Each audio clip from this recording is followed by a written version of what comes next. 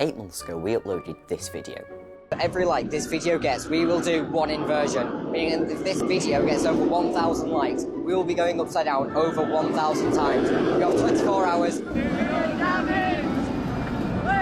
And well, it did better than we expected.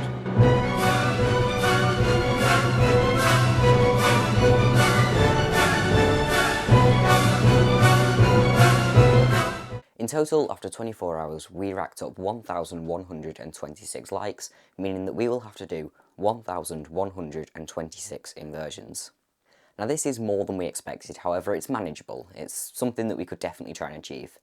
So we set ourselves a time limit of getting it done in the 2025 season. Now before we get into actually completing the challenge, let's go over some of the rules. Now you may be wondering how this worked for people. In all cases, we counted any inversions done by the Coaster Story team, so me and Alfie, along with any done by fellow YouTuber UCoasters, but only when he was with us. So if he was on his own, those didn't counted. Now this meant that apart from a very small number done on our first Thor Park trip, even if we were going to parks with other people, their inversions didn't count towards the total. Next, on all occasions, we were going off the amount of inversions listed on RCDB, which is the roller coaster database, regardless of if we disagreed with it.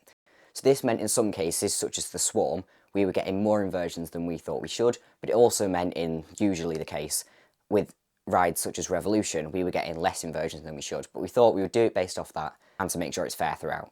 And finally, like I've mentioned, we set the time limit of getting it done this season, because obviously otherwise we could just keep it going for the next 10 years and say that we ticked it off eventually, but we decided that it needs to be done by the end of the 2025 season, and we just about managed it. So anyway, let's get things started with our very first trip that counted towards this challenge, and that was a trip to Thorpe Park.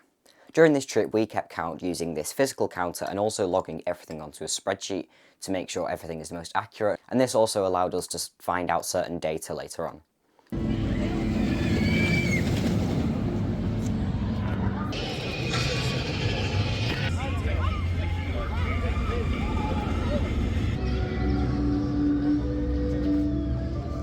However, after 3 days at the park, this trip only brought us to 192 inversions, meaning we had a lot of work to do.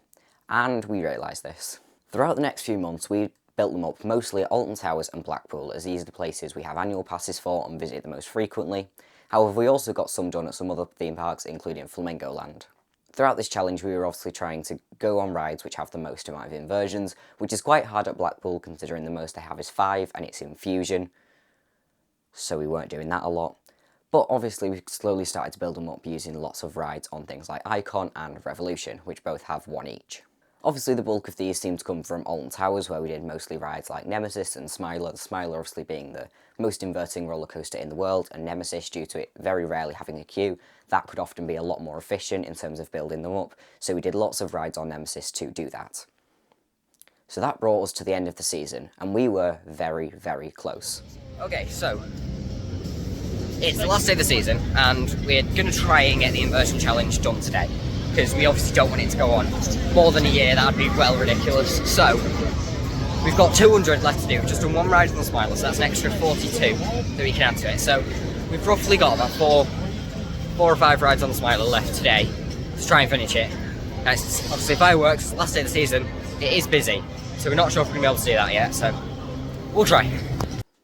So that was the challenge complete, and we were glad to have it done. Now let's see how this breakdowns in terms of rides.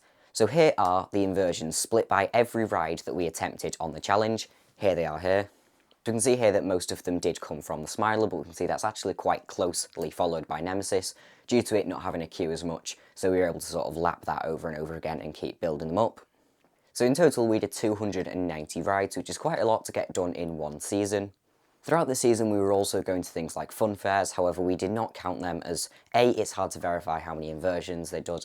Those aren't repeatable experiences because a lot of them use like free spinning bearings and stuff, so it's not repeatable. There was only 1 flat ride throughout the entire challenge that we did count, and that was Toxicator. And that's because it has the same amount of inversions every time that we did it, and that is obviously 5. So that allows us to easily sort of count up how many it is, and we know that we're being accurate. We didn't do it with things like Samurai, because then it gets quite hard in terms of the definition of what an inversion is. because there's many times that you go over on your side and stuff, so we decided that Toxicator was the only one that we can effectively decide that. Overall, this was quite an interesting experience to do and quite a fun challenge. If you do have any questions to do with how we did it, to do with any of the rules or anything, oh, there goes my light.